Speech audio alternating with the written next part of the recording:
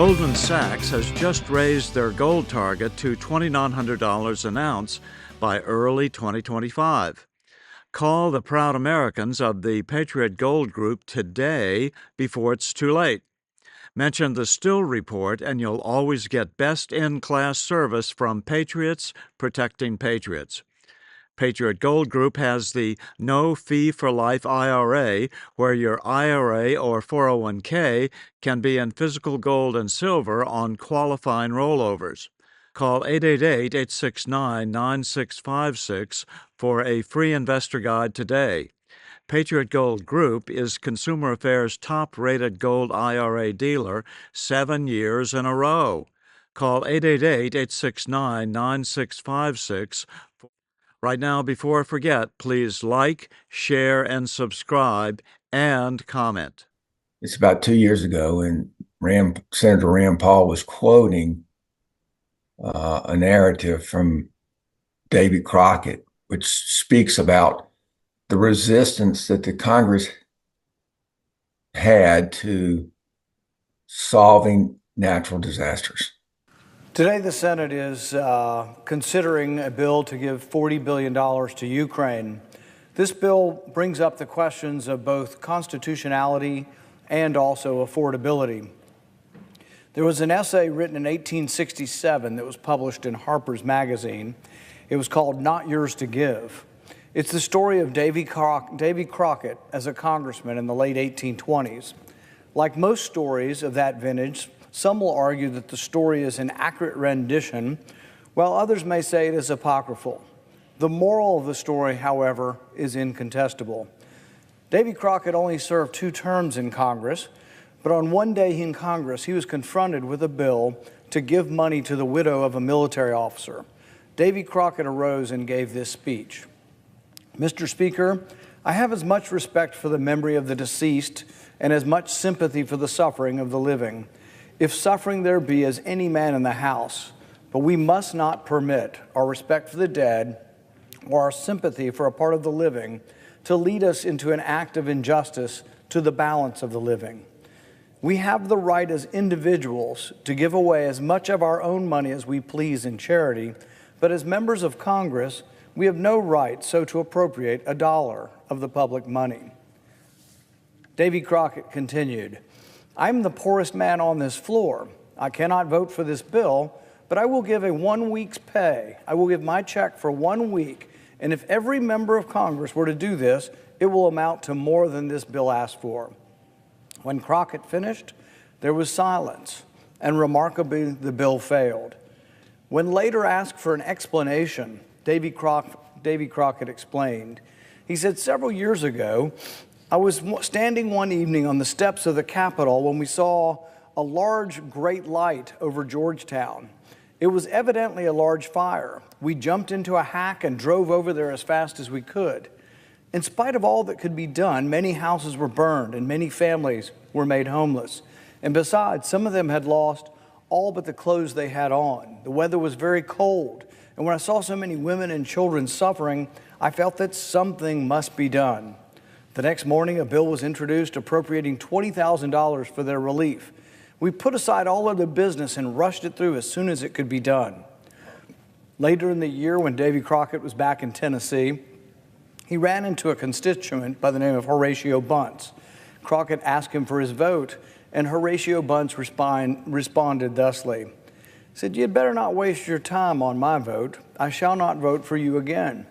Your vote last winter shows that either you have not the capacity to understand the Constitution or that you're wanting in honesty and firmness to be guided by it. Because the Constitution, to be worth anything, must be held sacred and rigidly observed in all its provisions. The man who wields power and misinterprets the Constitution is more dangerous the more honest he is." Horatio Bunce continued. He says, "No, Colonel, there's no mistake. The newspapers say that last winter you voted for this bill to give $20,000 to some who suffered from a fire in Georgetown. Is that true?" Congressman Crockett answered him, "Well, my friend, I may as well own up. You've got me there. But certainly nobody would complain that a great and rich country like ours couldn't give $20,000, the insignificant sum of $20,000 to relieve its suffering women and children. Horatio Bunce replied to Congressman Crockett. He said, "The power of collecting and dispersing money at pleasure is the most dangerous power that can be entrusted to a man. While you are contributing to relieve one, you are drawing it from thousands who are even worse off than he. If you had the right to give anything, the amount was simply a matter of discretion with you, and you had as much right to give 20 million as to give 20,000. If you have the right to give to one, you have the right to give to all.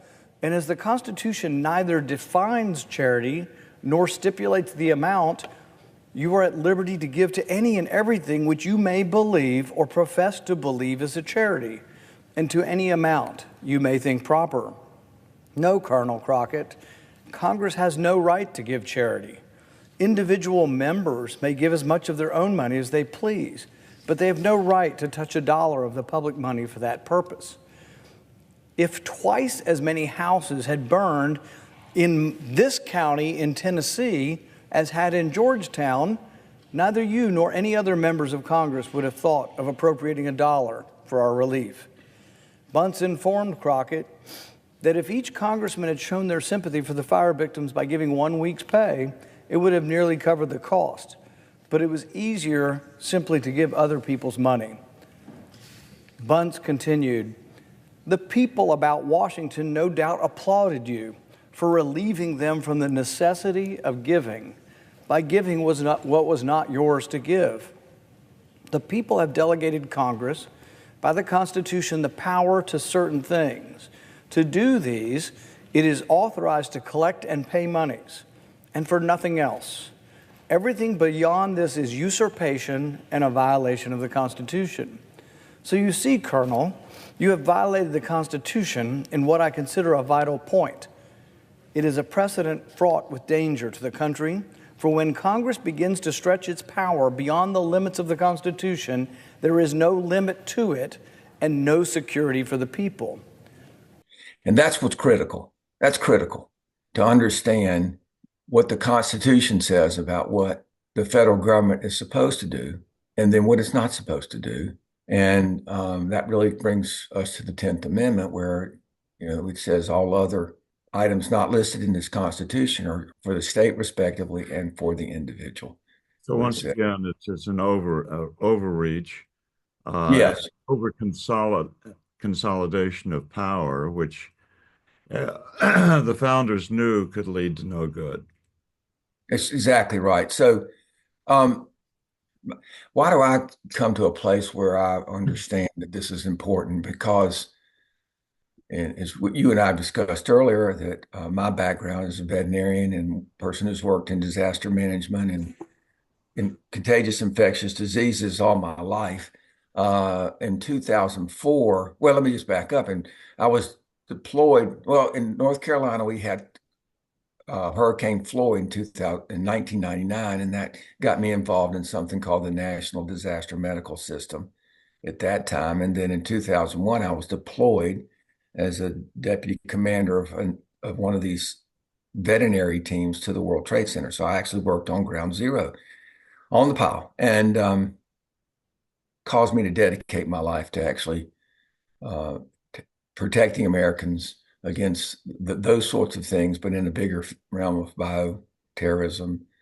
And so then from that in 2004, I ended up working for FEMA. It's a long story. I'm not going to go through it, but I ended up working as a medical advisor to FEMA. And in 2004, Bill, there were 4 hurricanes in Florida, 4 major hurricanes hit Florida. And so I'm working at FEMA. I work directly for the head of response for FEMA, number 2 person. And we knew that how FEMA dealt with the 4 hurricanes would impact not just how Florida dealt with how they dealt with voting in the presidential election and other elections, but also the whole country was watching. And so that taught me to think about it in terms of that the political is impacted by the way that the government responds to natural disasters. So that's kind of leads me to what I learned about at that time that I wanted to share with you and your Audience. audience. Thank you.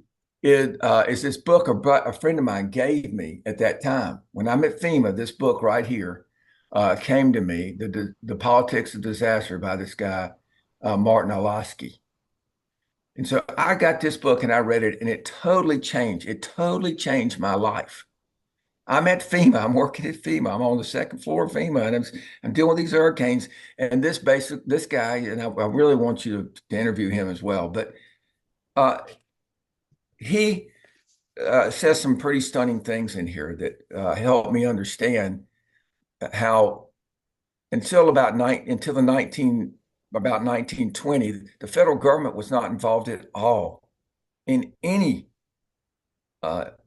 disasters. And it's very much like Davy Crockett, who was in the Congress before 1920, he was really being led to say, no, the federal government's benevolence does not belong in this area. And so it's interesting. It's in the 19 teens that actually the federal government gave small appropriations to natural disasters. Now, this continued to occur, and according to Olasky in his book, until about 1950. So by 1950, the federal government was only contributing about 1% of what was necessary in disasters. Again, they didn't see that it was their place. And then from 1950 until about 1950 to 1970, it went up to the federal government was contributing 70%. And so from there, you can see 1970 up till today, the federal government has grown to be the major contributor. Well, what happens when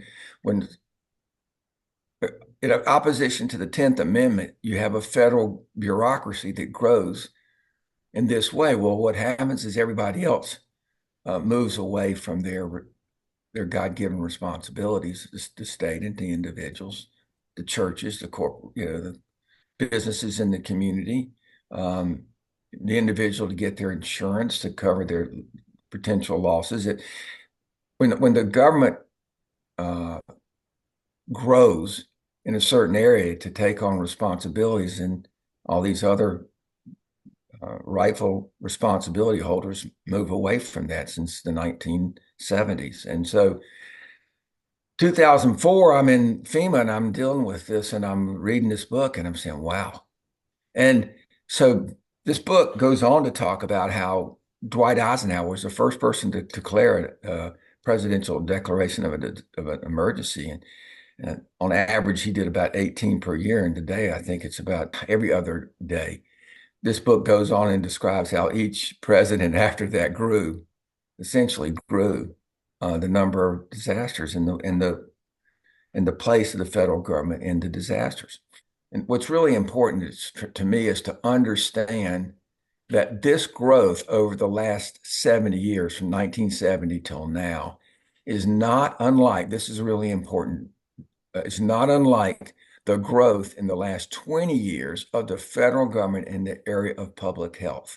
The federal government has grown in tremendous overreach in the area of public health for the last 20 years.